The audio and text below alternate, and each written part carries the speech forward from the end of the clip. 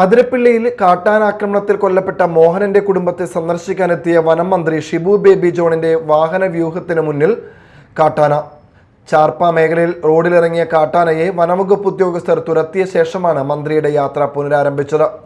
വന്യജീവി ആക്രമണങ്ങൾ തടയാൻ ത്രിതല സുരക്ഷാ സംവിധാനം നടപ്പിലാക്കുമെന്നും മന്ത്രി അറിയിച്ചു.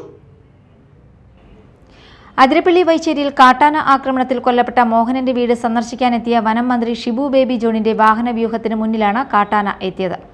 ഞായറാഴ്ച രാത്രി വാഴച്ചാൽ ചാർപ്പ മേഖലയിൽ റോഡിൽ നിലയുറപ്പിച്ച കാട്ടാനയെ വനം വകുപ്പ് ഉദ്യോഗസ്ഥരും പോലീസും ചേർന്ന് സുരക്ഷിതമായി വനത്തിനുള്ളിലേക്ക് തുരത്തിയ ശേഷമാണ് യാത്ര തുടരാനായത്.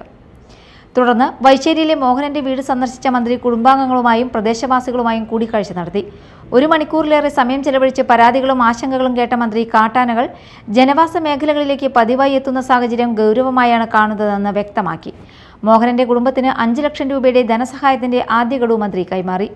പ്രശ്നകാരിയായ കാട്ടാനയെ മറ്റൊരു വനമേഖലയിലേക്ക് മാറ്റുന്നതിനുള്ള നടപടികൾ ഉടൻ ആരംഭിക്കുമെന്നും അദ്ദേഹം അറിയിച്ചു. ഇവർ പറയുന്ന വെച്ചാണെങ്കിൽ ഈ പ്രദേശങ്ങളിൽ തന്നെ ആനയുടെ സ്ഥിരം സാന്നിധ്യമുണ്ട്. അന്നേരം ഡ്രോൺ ഉപയോഗിച്ചുകൊണ്ടും ഈ പ്രദേശത്ത് ഫോറസ്റ്റിൻ്റെയിൽ തെർമൽ ഇമേജിങ്ങുള്ള രാത്രി ഉപയോഗിക്കുന്ന ഡ്രോൺ ഇല്ല എന്ന് ഇന്ന് രാവിലെ അറിഞ്ഞു. അതടക്കം അവൈലബിൾ ആക്കിയിട്ട് ഇവിടുത്തെ ആനയുടെ സാന്നിധ്യം ഈ സമയം കൊണ്ട് പഠിച്ച് ഇത് കാട്ടിലേക്ക് അയക്കാനുള്ള ആദ്യത്തെ പ്രാഥമികമായിട്ടുള്ള ഇത് അങ്ങനെ തീരുമാനം.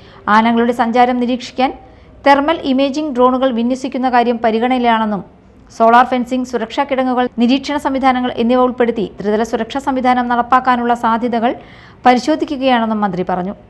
സംസ്ഥാനത്തെ ഫെൻസിംഗ് സംവിധാനങ്ങളുടെ വിവരങ്ങൾ പൊതുജനങ്ങൾക്ക് ലഭ്യമാക്കുന്നതിനായി പ്രത്യേക പോർട്ടൽ ഒരുക്കും. ഫെൻസിംഗിലെ വൈദ്യുതി പ്രവാഹത്തെക്കുറിച്ചുള്ള വിവരങ്ങളും പൊതുജനങ്ങൾക്ക് അറിയാൻ സംവിധാനം ഏർപ്പെടുത്തും. മേഖലയിലെ ട്രെഞ്ചിംഗ് സാധ്യതകളും പരിശോധിക്കുമെന്ന് മന്ത്രി അറിയിച്ചു. Media time, Chalakudy.